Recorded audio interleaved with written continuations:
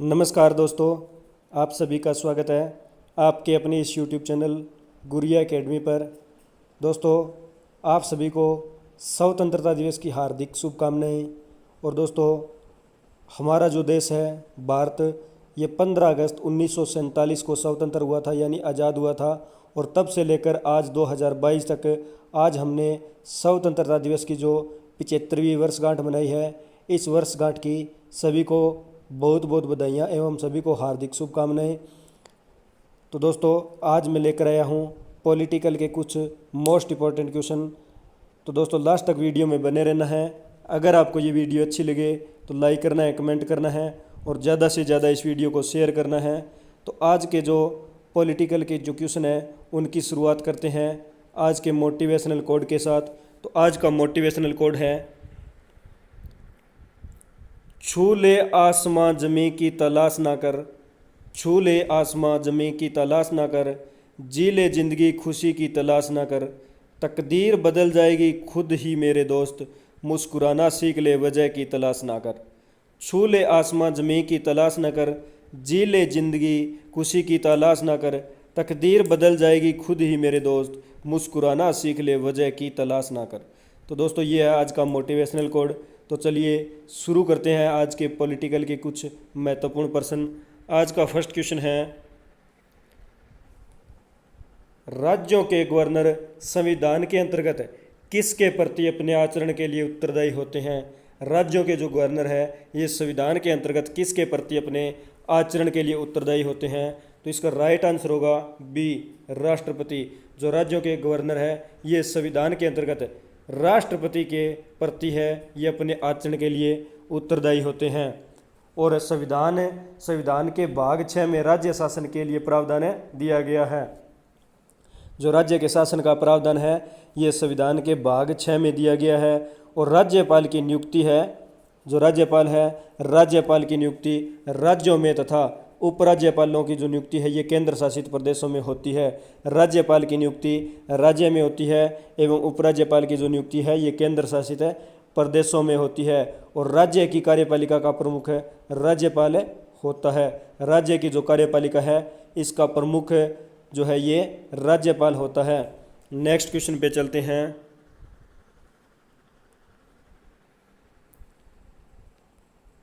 निम्न में कौन भारत के राष्ट्रपति की इच्छा तक ही पद पर बना रहता है।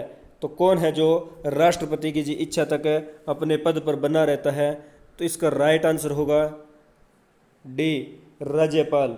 जो राज्यपाल है ये राष्ट्रपति की इच्छा तक अपने पद पर बना रह सकता है। यानी राष्ट्रपति है, यानी भारत के राष्ट्रपति भारतीय जो गणराज्य, भारत के राष्ट्रपति ही भारतीय गणराज्य के कार्यपाल अध्यक्ष होते हैं। यानी भारत के सर्वोच्च अध्यक्ष यानी भारत के प्रमुख होते हैं। और अनुच्छेद 53 अनुच्छेद 53 के अनुसार कार्यपालिका शक्ति राष्ट्रपति में निहित होती है एवं संघ के सभी कार्यपालक कार्य उसके नाम से करते हैं। यानी संघ के अंदर जो भी कार्यपालक है, जो कार्य करते हैं, ये राष्ट्रपति के नाम से किए जाते हैं।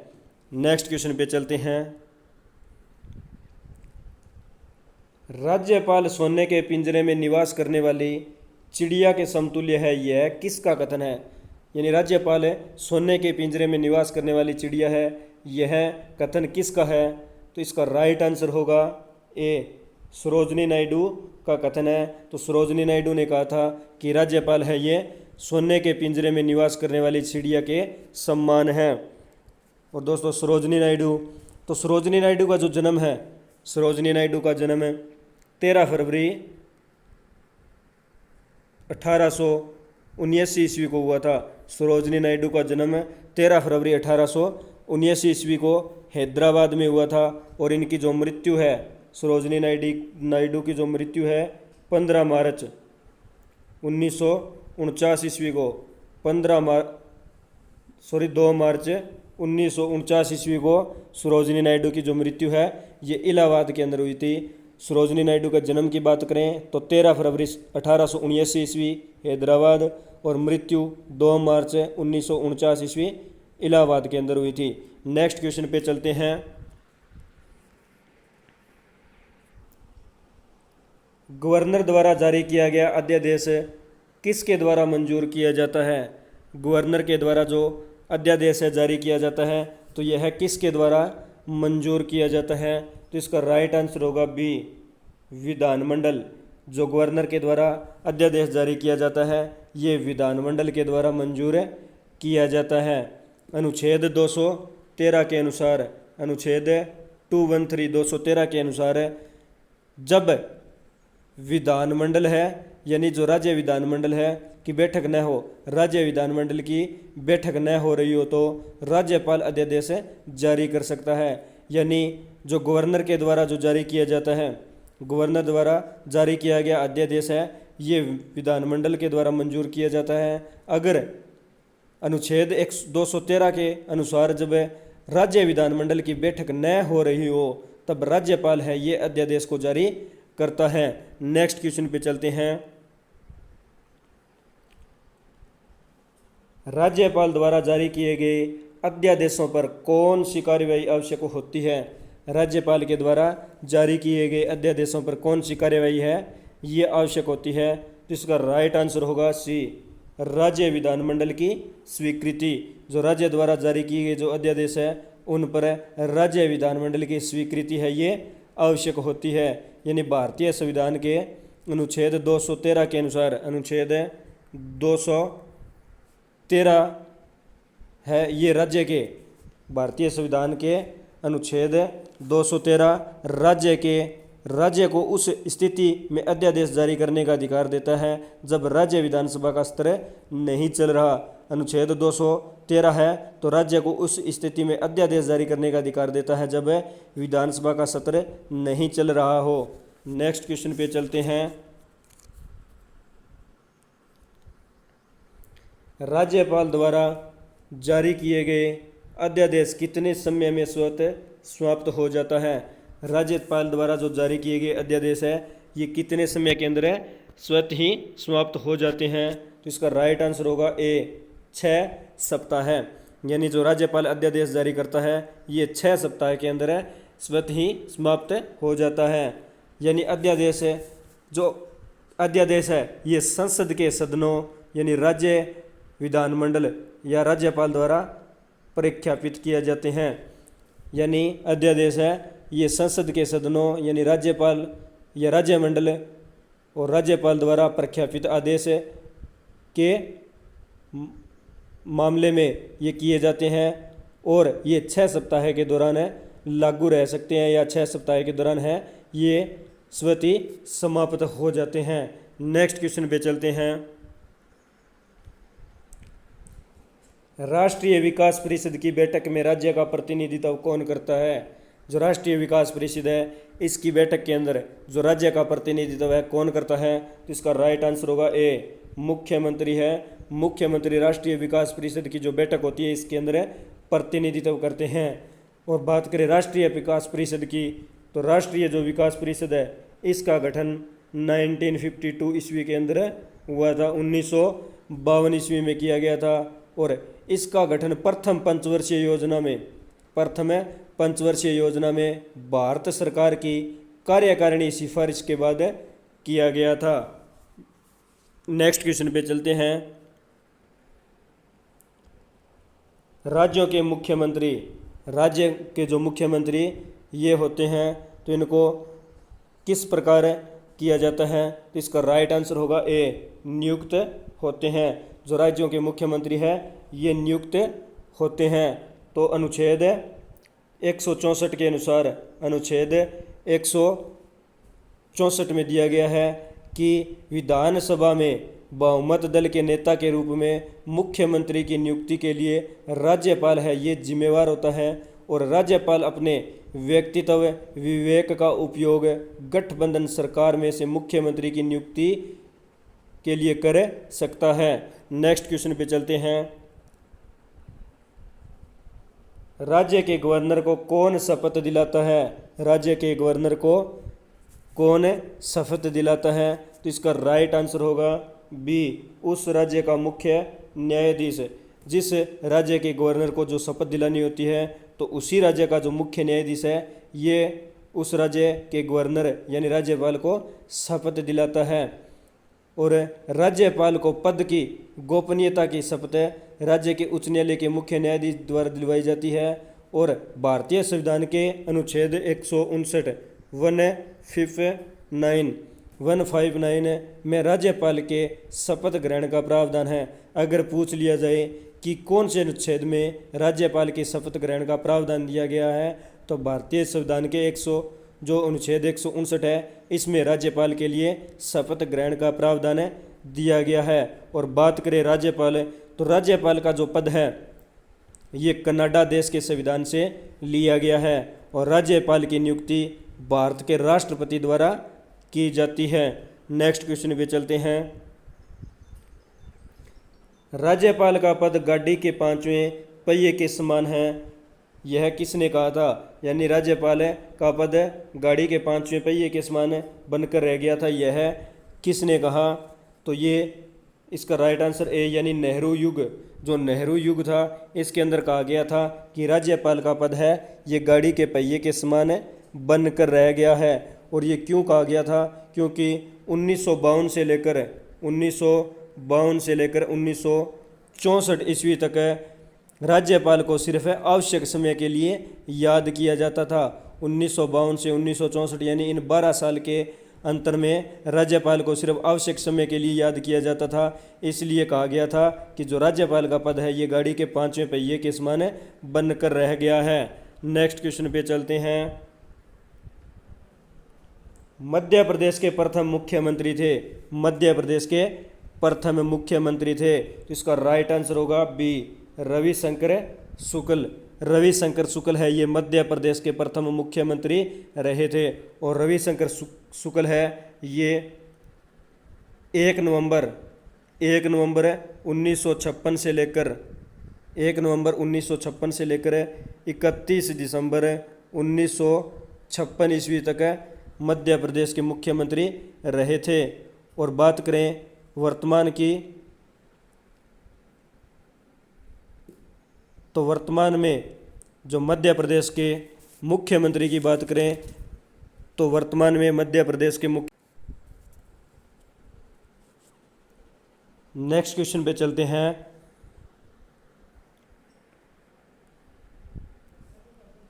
बिहार के प्रथम मुख्यमंत्री थे, बिहार के प्रथम मुख्यमंत्री थे, तो इसका राइट आंसर होगा B doctor Shri Krishna Singh. Doctor Shri Krishna Singh ये बिहार के प्रथम मुख्यमंत्री थे।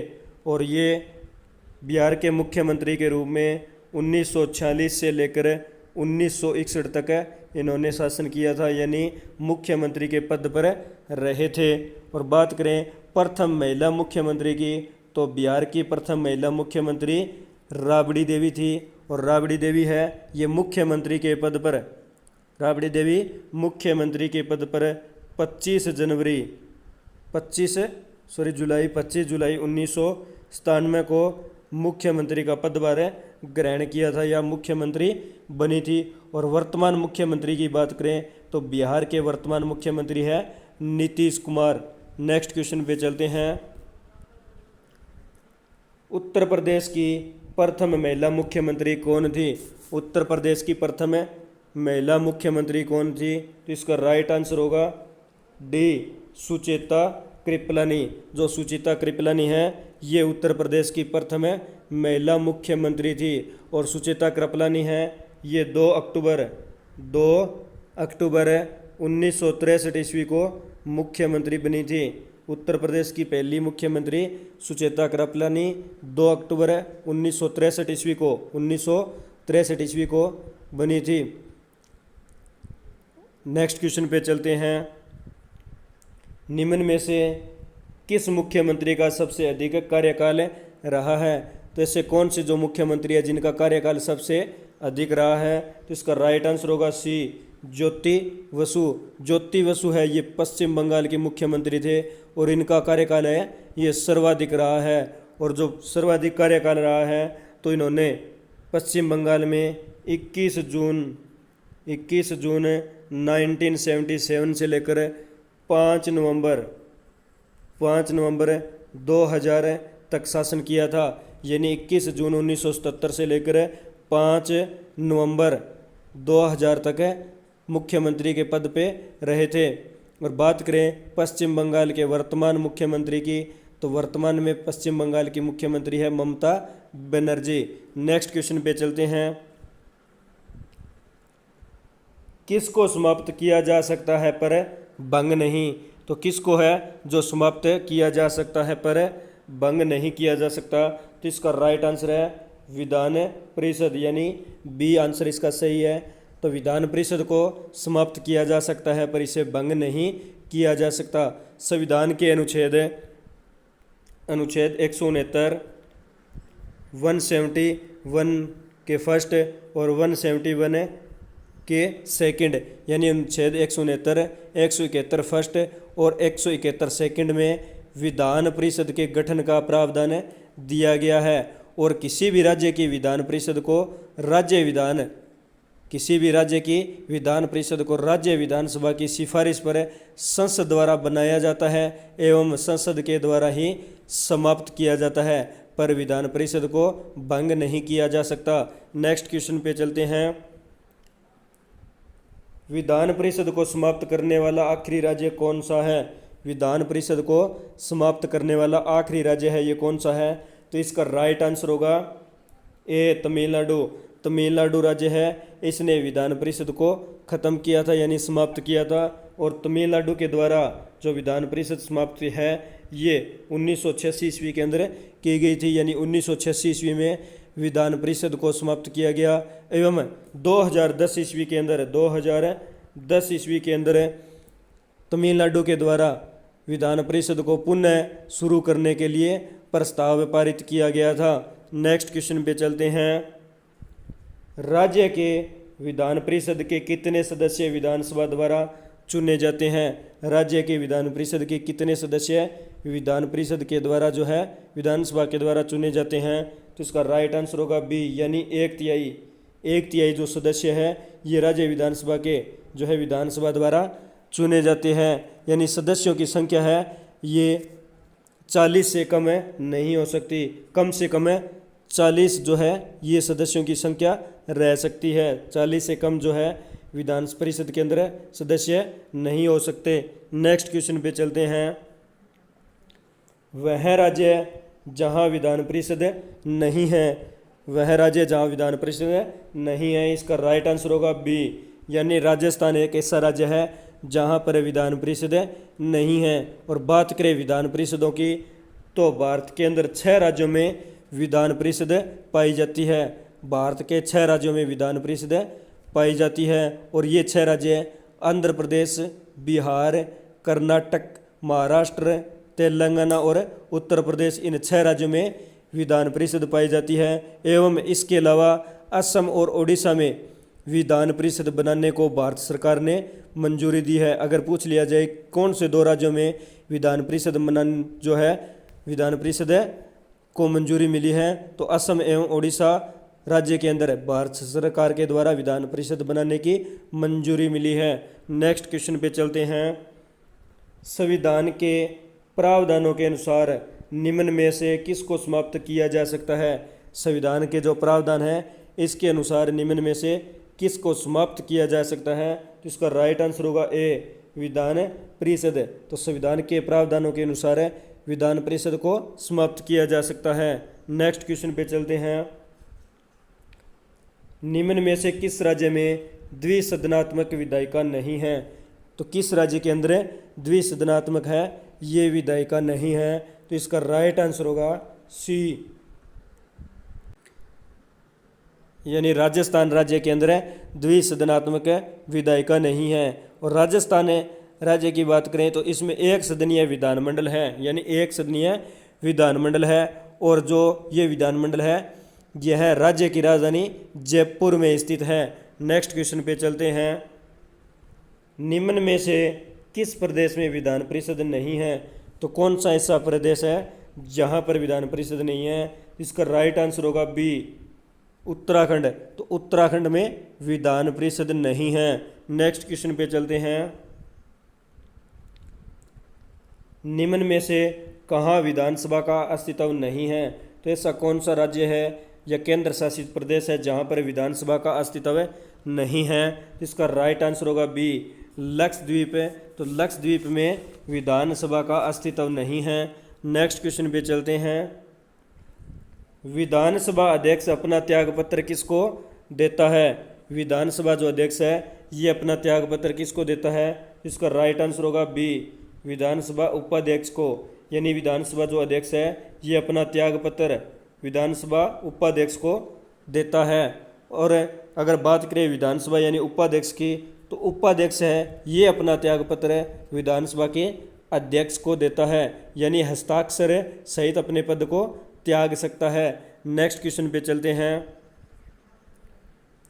अस्थायी विधान समाध्यक्ष की नियुक्ति कौन करता है?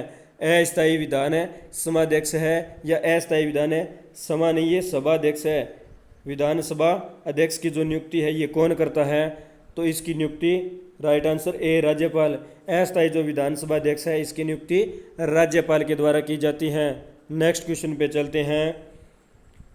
किस राज्यपालिका विधानसभा में 2 महिलाओं की नियुक्ति राज्यपाल कर सकते हैं? यानी किस राज्यपाल की जो विधानसभा है इसमें 2 महिलाओं की नियुक्ति है ये राज्यपाल कर सकता है। तो इसका राइट आंसर होगा ए, जम्मू कश्मीर। यानी जम्मू कश्मीर की जो विधानसभा है इसमें राज्यपाल 2 महिलाओं की नियुक्ति कर सकता है। तो जम्मू कश्मीर की बात करें तो जम्मू कश्मीर की राजधानी श्रीनगर है और जम्मू 2 है। जो श्रीनगर राजधानी है ये मई से लेकर अक्टूबर तक है और जो जम्मू है ये नवंबर से लेकर अप्रैल तक रहती है। अगर पूछ लिया जाए कि जो श्रीनगर कैपिटल है ये जम्मू कश्मीर में कब से कब तक रहती है, तो मई से अक्टूबर तक है। और जो जम्मू राजधानी है ये कब से कब तक रहती है, तो ये नवंबर से लेकर अप्रैल तक रहती है। और बात करें जम्मू कश्मीर के अंदर भी कितने डिस्ट्रिक्ट यानी ज़िले हैं, तो जम्मू कश्मीर में वर्तमान में 20 ज़िले हैं। और जम्मू कश्मीर है ये केंद्र शासित प्रदेश कब बना, तो जो जम्मू कश्मीर है ये केंद्र शासित प्रदेश है 31 अक्टूबर 2019 ईस्वी को जम्मू कश्मीर है ये केंद्र शासित प्रदेश बना था। नेक्स्ट क्वेश्चन पे चलते हैं। किसी राज्य की विधानसभा के सदस्यों की न्यूनतम संख्या कितनी हो सकती है? किसी राज्य के विधानसभा सदस्यों की जो न्यूनतम संख्या है ये कितनी हो सकती है? इसका राइट आंसर होगा सी, यानी 60। यानी जो 60 है ये न्यूनतम संख्या हो सकती है। और बात करें अधिकतम संख्या की, तो अधिकतम संख्या है ये 500 हो सकती है।